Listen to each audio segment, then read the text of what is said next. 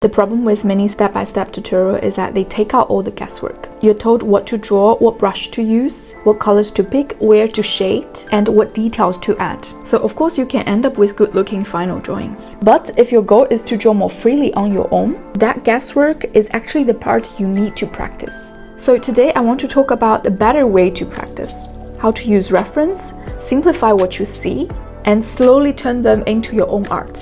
By the way, the footage you are seeing is from one of my membership lessons where we practice turning flower reference photos into soft watercolor style illustrations. I also made a free flower reference practice starter guide for these, so you can find that in the video description. First, let's talk about why step-by-step tutorials can start to feel limiting. A lot of tutorials start with a drawing that the artist has already finished or at least already planned.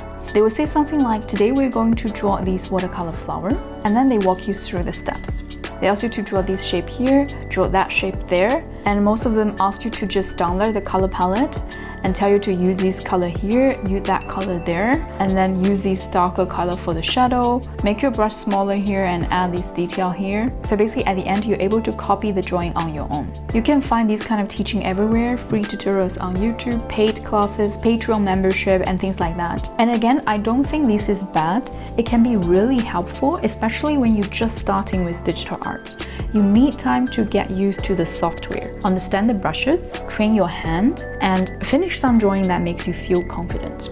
But the problem is, most of them don't show you where the idea came from, what reference photo were used, or how the artist looked at those references and how they stylized from those references.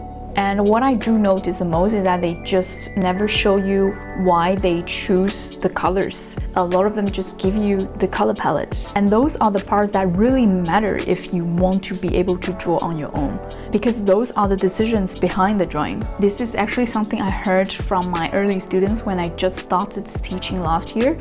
They told me I can follow tutorials and finish the drawing, but it just doesn't feel like the drawing is mine, and I just don't feel like I'm really improving. And honestly, that makes so much sense, right? Because in many step-by-step tutorials, a lot of the important drawing decisions are already made for you. So you get to practice following the steps, but you don't really get to practice making the decisions. So if your goal is to draw more freely on your own, those decisions are exactly what you need to learn. So if step-by-step tutorials often skip the thinking behind the drawing, what should you practice instead? I think one of the best things you can do is practice drawing from references. And I know some people might say, shouldn't we draw from real life? And yes, drawing from real life is amazing, but for most of us, it's not always realistic. Maybe you don't have time to go outside and sketch. Maybe you feel shy drawing in public. So using reference photos is really a practical place to start. But when I say drawing from references, I don't mean copying the photo exactly. That's what cameras are for. The point is not to make your drawing look exactly like the photo. The point is to use the photo as an inspiration and learn how to turn what you see into a drawing. And this is where reference practice is so different from following a tutorial. In a tutorial, a lot of the decisions are already made for you, but with a reference, you have to start making those decisions yourself. You have to look at the subject and ask, what is the big shape? What can I simplify? What details actually matter? What colors do I want to use? Where should the darker areas go? Those are the skills tutorials often skip. So let me take an example from a membership lesson. You can see I'm demonstrating how to practice drawing flowers from reference photos. I'm not trying to copy every tiny detail from the photo. The first thing I look at is the bigger structure of the flower. What is the overall shape? What does the flower sit in space? Once I understand the bigger shape, then I start looking at the smaller shapes inside it, like the individual petals. But I'm still not trying to draw every single petal exactly as I see it. I'm choosing. Some petals are important because they show the character of the flower, so I keep them. Some details are too small, too busy, or not really important, so I leave them out.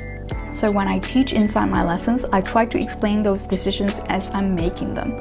I will tell you why I keep one shape, why I simplify another one, why I don't draw every detail, and how I'm turning the reference into something that feels more like an illustration. Because that is real practice.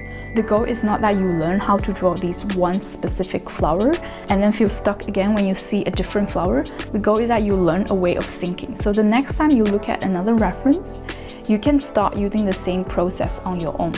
You're not just following someone else's steps anymore, you are learning how to observe, simplify, choose, and stylize. And the more you practice this, the more you start to build your own visual library. After drawing many flowers from references, you start to understand how flowers are usually shaped, how petals can move, where shadows often appear, and what kind of details make them feel more three-dimensional. So later, when you want to draw your own flowers, you're not starting from nothing.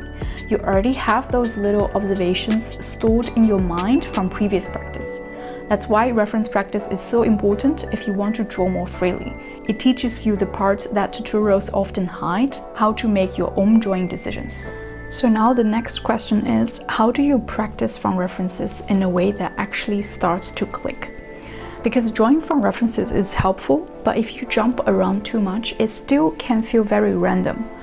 Imagine if one day you're drawing flowers, the next day you're drawing cats, then you're practicing drawing desserts, then you jump to landscapes, and of course that can be fun. But if your goal is to improve, I think it helps a lot more to stay with one direction for a while. So you might want to spend 1 week or even 1 whole month just practicing flowers. You can use different references, but you're still practicing the same type of subject. And the reason this works is because your brain starts to notice patterns. After drawing a few flowers, you start to see how petals are shaped, you start to notice how flowers open, you start to understand what details are important and which details you can simplify or just leave out. So every flower doesn't feel completely new anymore. You're slowly building a little library in your mind. It's kind of like cooking the same dish many times. The first time you probably need to follow the recipe very carefully, but after you make it again and again, you start to understand it. You know when to add more salt, you know when to turn the heat a bit down, you know when something looks ready.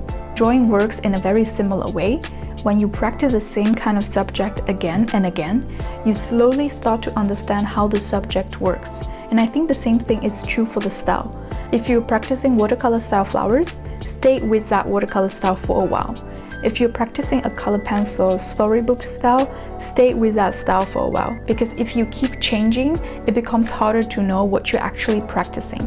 You're not really giving your brain enough repetition to really learn the process. And this is actually how I like to structure lessons inside my membership.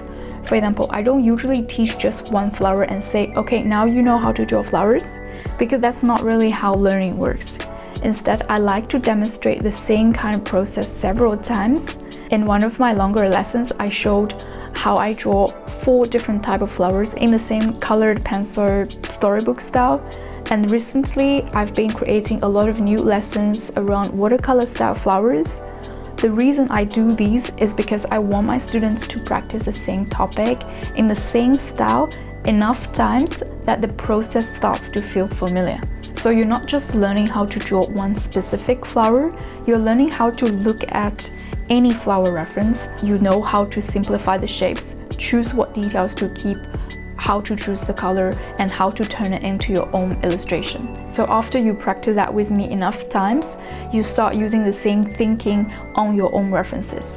And that's really the goal. Not just I followed this step-by-step tutorial and now I can draw this exact flower, but I want you to be, oh, I understand the process a bit better now, so I can try it with another flower reference by myself. This is how reference practice starts to turn into real drawing skills. So if you want this kind of practice to actually help you grow, don't just collect 100 random references and jump around every day. Choose one small direction, maybe flowers, maybe animals, maybe desserts, and stay with it a little while and make sure the same style enough times so your brain starts to recognize what to do. So now I think you know you don't need to stop following tutorials completely.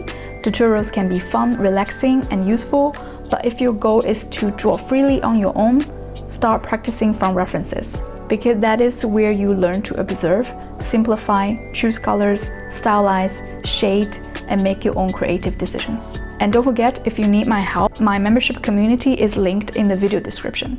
Thank you for watching today, and I will see you in my next video.